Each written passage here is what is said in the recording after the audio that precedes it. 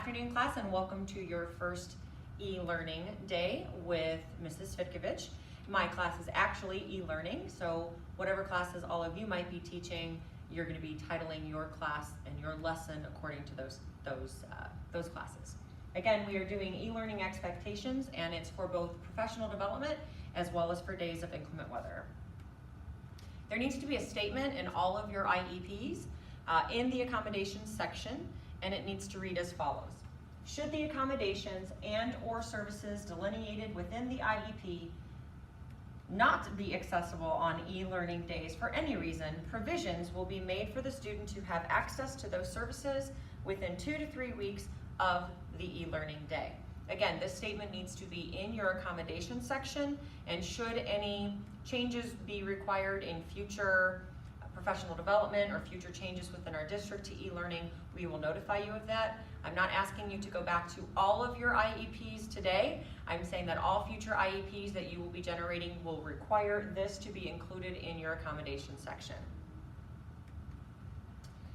We again are going to have 2 types of e-learning days. One is specifically going to be for professional development. Those are going to be planned. So for professional development, we currently have been approved for 6 planned days.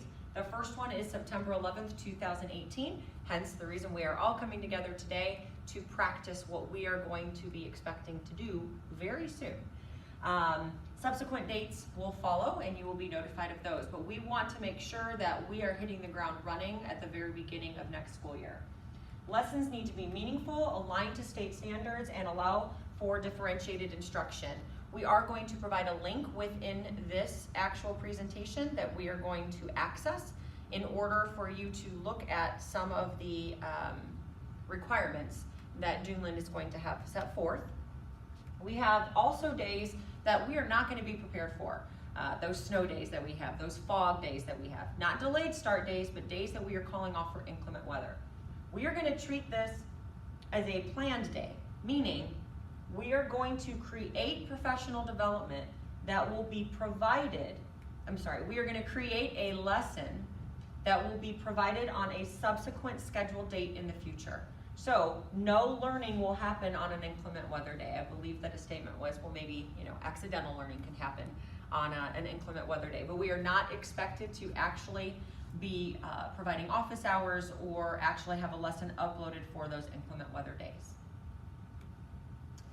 For direct versus academic support, many of you out there actually provide a reading class or actually are teaching physical content courses, whether you're at the secondary level or you're teaching a reading class at the primary level, or you're teaching a resource class at the primary level. There's going to be a difference in what you are going to be doing for your e-learning if you are providing direct services or if you're providing academic support in a sense of co-teaching or pushing into the general education classroom environment. For direct services, if you are providing, again, direct services to students, you are responsible for an e-learning lesson to be uploaded for that e-learning day. And examples could be, but are not limited to, you can video your lesson, which is what I'm doing with you right now. Speech can also video what they would be doing in their speech services. OT could be demonstrating what they are going to expect a student to do within their OT services. Same thing with PT. Have students then video themselves to show a mastery of the skill that they've done and then upload it.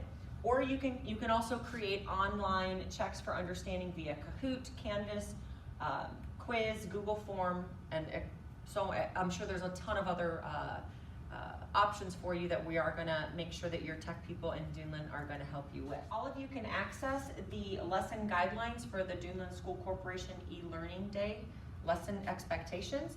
I'm going to go ahead and access that link for you. Again, within this link, there are requirements. The platform is such that all of our teachers and students have access to and experience using online platforms and digital resources for learning that is directly from the Indiana Department of Education.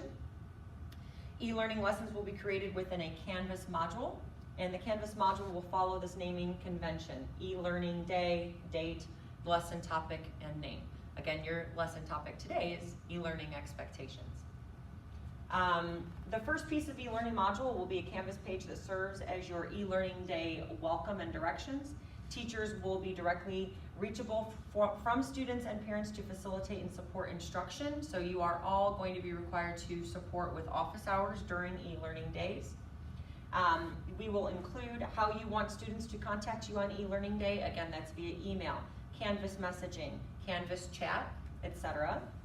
The hours that you will be available to answer questions, meaning what are your office hours, and those will not be just haphazardly chosen by you, but of course on professional development days, you will be expected to be participating in professional development. So your office hours will be around those actual hours that you're going to be receiving that PD. Where to get tech support.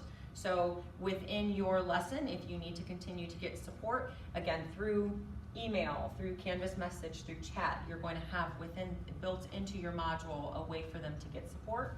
All of our students will be informed of their learning targets for the day and include due dates for assigned work, learning goals and objectives, outline of e-learning day lesson activities, estimated time to complete the activities, list of offline materials needed to complete the lesson, and hints or structures for login information if necessary. So if you're using an online textbook, such as Pearson, if you're accessing BrainPop, you're going to need to include those links into your actual lesson for the day. Actual instruction, student work will cover content that would have been addressed if school were in session in a traditional setting. So all of you right now are watching me provide you the lesson via video content. This is again just one mechanism that can be used for you as a teacher to be able to present your content, for you to present your lesson. All students who have accommodations for instruction will be provided for or have access to those accommodations. So that disclaimer that I'm going to expect all of you to include in your IEPs, we are going to talk a little bit about how you can support those accommodations, and the tech support people will be included in that presentation. For limited English proficient students, teachers will provide parents and caregivers appropriate educational materials and learning activities, again, for that planned learning. Instruction will be aligned to curriculum and can be reviewed. Instructions will be primarily digital and will be delivered via Canvas, as we are doing so today. Student work application.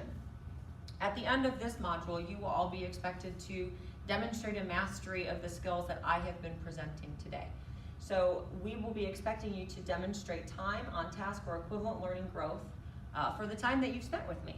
So there will be checks for understanding at the end of this module, just as there are checks for understanding at the end of your in-class lessons. Students must have at least one Canvas submission, quiz, assignment, discussion that allows them to demonstrate the mastery of the content skills of the e-learning lesson.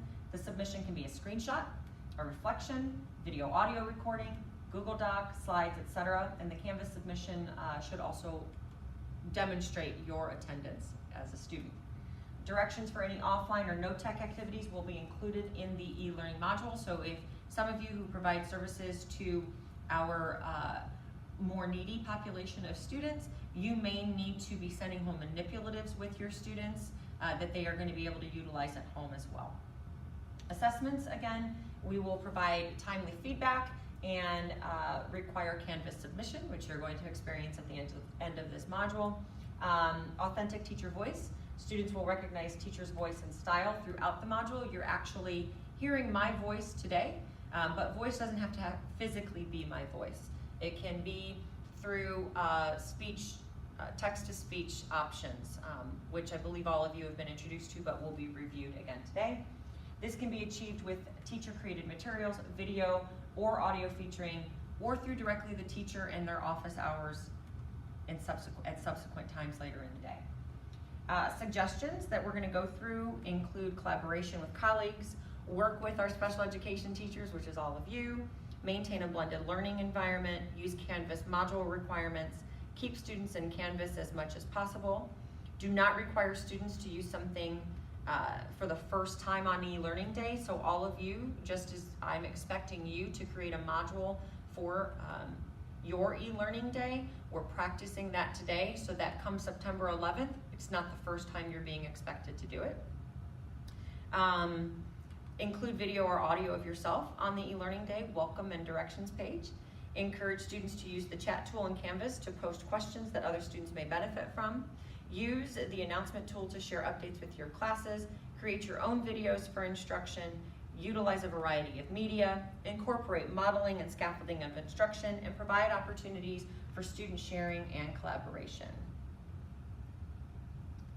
So again, for direct services, those of you who are teaching an actual class, if it's a basic skills class, if it's a reading class, if it is you are providing the actual content for a direct math class at the high school level, if you are providing a life skills class to the same students pretty much all through the day, you need to be able to create the lessons for your math, English, science, social studies, whatever classes you teach throughout an entire day, or just a reading class. You need to create a module such as the one that you're viewing today for students to be able to learn.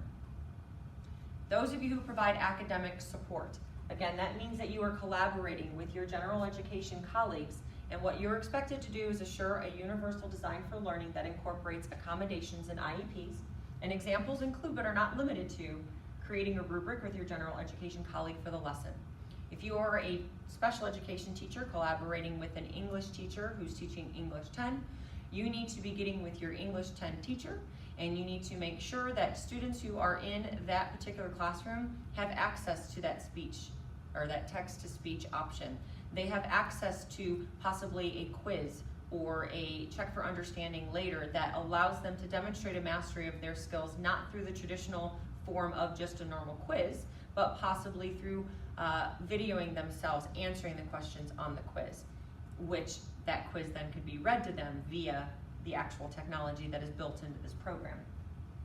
Provide options for students to demonstrate a mastery of that skill, again, could be written, oral, or in video form, and assist teacher with tools that are at your disposal. So the tools that you're learning about today, you're needing to get with your general education colleagues to make sure that they have those built into their lessons for access for our students receiving special education students. Options for checking for understanding. A lot of you are out there sitting in the gallery thinking, okay, how can I provide students options for checks for understanding when the expectation for social studies is to read chapter 3, section 2 and answer the questions at the end of the section? Well, first of all, I hope that that's not going to be the e-learning lesson for the day. But secondly, if it is, between the tools for technology as well as you getting together with that social studies teacher to provide options for those students to demonstrate the skills that are within chapter 3, section 2, and understand the knowledge that is within that section, that collaboration is key.